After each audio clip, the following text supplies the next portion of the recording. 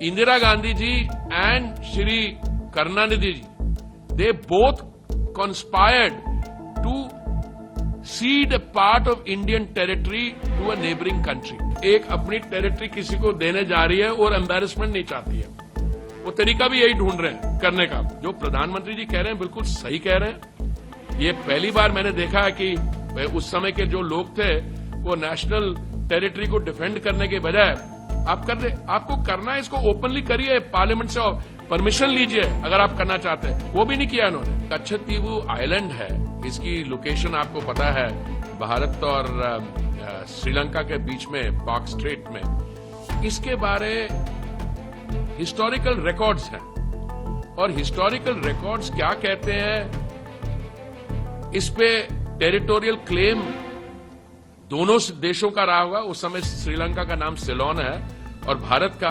पर सवाल ये उठता है कि पंडित जी जब प्रधानमंत्री थे और उसके बाद इंदिरा जी, उन्होंने ये निर्णय लिया और निर्णय लिया कि इसको वो इस पे जो सुजरेनिटी है उसको वो सिलोन को दे देंगे।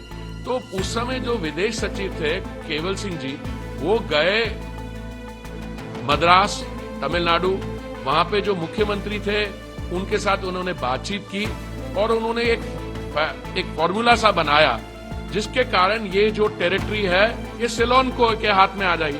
तो इसमें कई मुद्दे जुड़े हुए हैं। पहली बात, आपका क्लेम लीगल अच्छा है या नहीं है।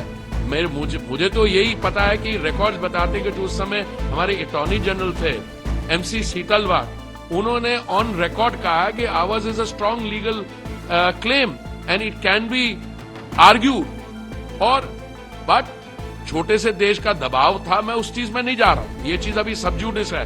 पर एक चीज जाहिर है कि इंदिरा जी ने ये निर्णय लिया और विदेश मंत्रालय ने, जहां तक मुझे पता है, किसी की अनुमति के बगैर ये जो उन्होंने फॉर्मूला बनाया और DMK इसमें कंप्लिसिट है। रिकॉर्ड ये बताता है, जो अब अवेलेबल है पब्लिक में रिकॉर्ड, जो RTI के द्वारा अवेलेबल हुआ है या वैसे, उसमें ये कहा कि ठीक है हम पब्लिक में तो इसका विरोध करेंगे, बट हम आप इसमें जैसा ठीक समझे। ये this is the kind of message which comes in. So Congress, Indira Gandhi ji and Shri Karunanidhi ji, they both conspired to cede a part of Indian territory to a neighboring country.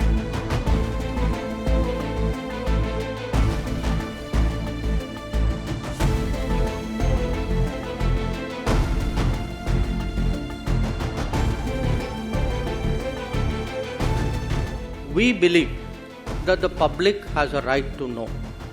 The public has a right to know how did this situation come about?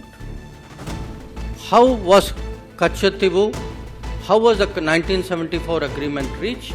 How was Kachatibu given away? How was the fishing issue handled? Because please understand, the fishing issue actually emanated from a 1976 agreement.